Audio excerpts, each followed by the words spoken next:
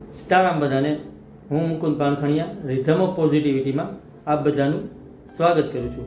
આજનો મારો positive thought છે જીવનમાં પોઝિટિવ વિચારવાના ફાયદા. મિત્રો, ભગવાનની અદ્ભુત રચના છે ને માનવ છે. આપણે દિવસમાં છે ને લાખો વિચાર આવે છે, બધાનું આપણે ધ્યાન નથી રાખી શકતા, પણ એટલીસ્ટ કોઈ પણ ખરાબ પરિસ્થિતિ કે કોઈ નબળો સમય હોય ને ત્યારે ખાલી પોઝિટિવ તો વિચારી જ શકીએ છીએ આપણે બધા. એટલે નબળો સમય ક્યારે વયો જશે ને મિત્રો તેની તમને ખબર નહીં પડે. એટલે લાઈફમાં હંમેશા એને પોઝિટિવ વિચારવું જોઈએ. તેના ઘણા બધા ફાયદા છે અને આપણે બધાએ સાંભળ્યું છે કે પોઝિટિવ વિચારવું અને જીવનમાં રહેવું ઘણું સારું, પણ હરેક સમયે પોઝિટિવ રહી શકાતું નથી. કારણ કે જો આપણે પોઝિટિવ વિચારીએ ને તો આપણી માઇન્ડ અને બોડી તે પ્રમાણે આગળ ઘણું બધું એટ્રેક્ટ કરે છે. એટલા માટે એને પોઝિટિવ વિચારવું એને જરૂરી છે.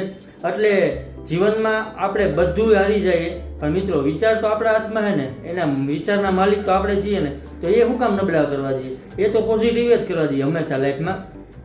અને કોઈ પણ વ્યક્તિ સક્સેસ થયો હોય ને તો તમારે મળવાનું અને પૂછવાનું, એનો ગમે એવો નબળો સમય હોય ને તો એને ક્યારે એને વિચાર નબળા નહીં કર્યા હોય, એટલે જ તે અત્યારે સક્સેસ છે.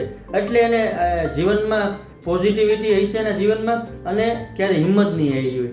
હિંમત એ લાઈફમાં ક્યારે નહીં હારવાની. સમય છે મિત્રો, ચાલ્યા કરે, ક્યારે અપ જાય ક્યારેક ડાઉન જાય, પણ હંમેશા પોઝિટિવ રહેવાનું. અને જીવનમાં રોજ સવારે ઉઠીને એને ભગવાનને પહેલાં એને થેન્ક યુ કહી દેવાનું કે આજે હું મિત્રો કોઈ પણ કામ કરવા જાઉં ને તેમાં કોઈનું સારું થતું હોવું જોઈએ. એટલે તમારા દિવસની શરૂઆત જ પોઝિટિવ થઈ, એટલે તમારો દિવસ છે ને આખો પોઝિટિવ જશે. આપણે જેવું વિચારીએ ને મિત્રો એવું બની જતા હોઈએ છીએ, એવું આપણે સાંભળ્યું છે.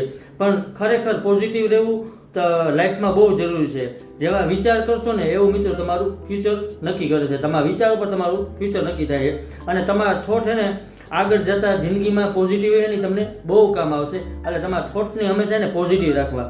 કારણ કે મિત્રો તમે જેવા વિચાર કરશો ને એવી છે ને તમારી ક્રિયા થશે, અને તમારી જેવી ક્રિયા થશે ને એવી તમારી છે ને આદત બની જાય. અને તમારી આદત પ્રમાણે ચાલશો ને એટલે તમારું ચારિત્ર અને તમારું પ્રારબ્ધ ઘડાશે. એના ઉપર છે ને તમારું ફ્યુચર નક્કી થશે. એટલે એને મિત્રો લાઈફમાં એને પોઝિટિવ રહેવું જોઈએ. આવા બધા ઘણા બધા એના ફાયદા છે, એટલે જ લાઈફમાં પોઝિટિવ રહેવાનું. અને મિત્રો કોઈકનું ભલું વિચારો, કોઈને મદદ કરો, કોઈને હિંમત આપો, કોઈને ખુશ કરો. આવી બધું તમે કામ કરશો ને તો લાઈફમાં તમને ગમશે, અને કરતા રહેવું જોઈએ આવું કામ. આ ડિજિટલ યુગમાં બહુ જરૂરી છે. અને મિત્રો લાસ્ટમાં હું એને એટલું કહીશ કે માણસના મગજમાં એને બે ઘોડા દોડતા હોય, એક નેગેટિવ અને એક પોઝિટિવ. આપણે જે ઘોડાને વધુ પોષણ આપશું ને તે ઘોડો જીતી જશે. એટલે આપણે હંમેશા એને પોઝિટિવ ઘોડાને જ પોષણ આપવાનું. લાઈફમાં ગમે એવી પરિસ્થિતિ ના હોય, આપણે હંમેશા એને પોઝિટિવ રહેવાનું અને પોઝિટિવિટી સ્પ્રેડ કરતી રહેવાની. Thank you all of you. મને જોવા અને સાંભળવા બદલ મારા ઇન્સ્ટા અને એફબીના પેજને ફોલો અને શેર કરજો.